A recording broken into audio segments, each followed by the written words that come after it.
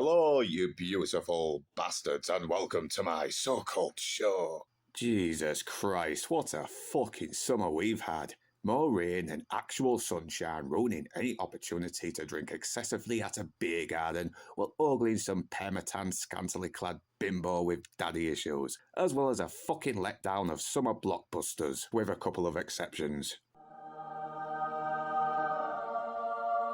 But there is one movie that's showing that shows there is still something worth visiting the cinema for, and that, slutty ladies and not so gentlemen, is Weapons. The film sees us follow 6 different characters caught up in the disappearance of a classroom of kids, with the exception of one, who have mysteriously run out into the night at 2:17 for some very peculiar reason. The characters are Justin Gandy, played by Julia Garner, the teacher of the missing children and also number one suspect of the concerned parent, Paul Morgan, played by Alden Henrik, Han Solo from Solo. A troubled cop who's also boffing Gandy behind his hot wife's back.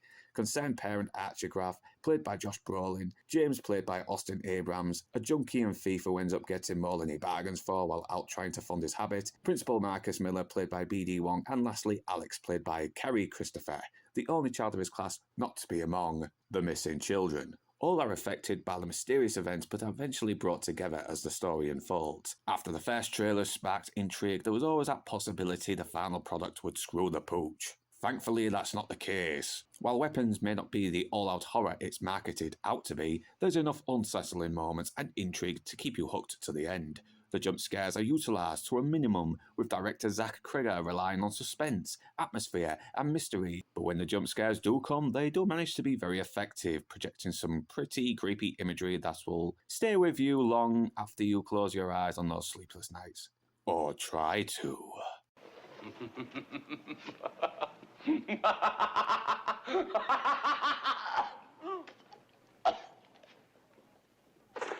The characters are portrayed honestly, highlighting the worst flaws in humanity that even the most honest of people are capable of.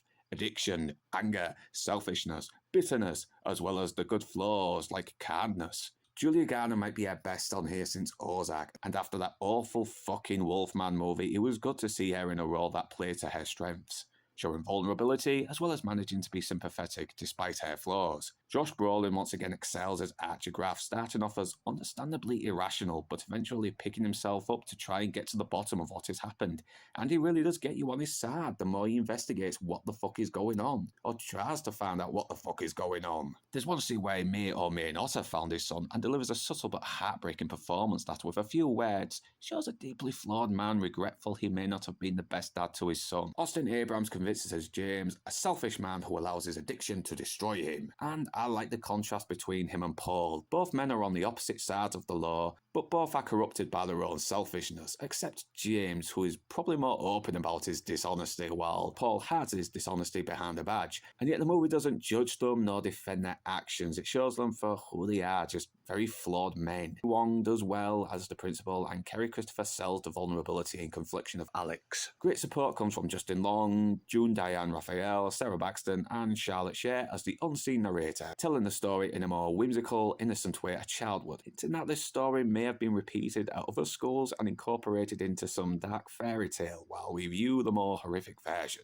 And I like the way that the movie slowly builds up the intrigue, giving moments that question what the fuck is happening before revealing it later once it switches to another character. Nothing feels inconsistently placed. Every moment that affects our characters comes full circle.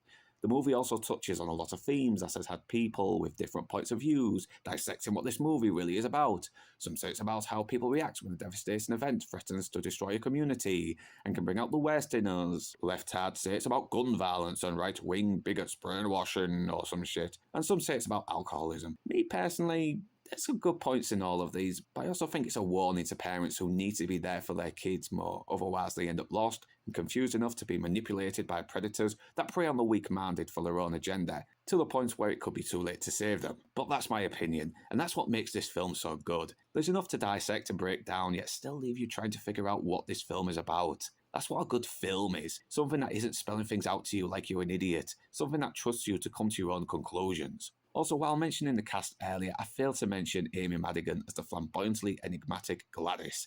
And for good reason. Not because she was bad, far from it. It's because to mention her character would be giving away a lot. But what I will say is this. She makes the movie. She delivers the right balance of intimidation, dark humour, and a lot of theories into who she really is. The twist isn't something new, but was still executed in a way that felt very fresh. And even though the ending comes across more dark comedy than downright horror, Weapons is a well-layered, intriguing mystery story that comes fully loaded.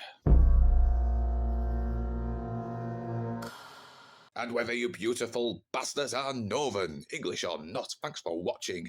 And do remember to like, comment, share, subscribe, and to ring that bell in order to be notified. And if you wish to further support this channel, then the links are in the description below. But right now, that's me done, and I'm off to the pub.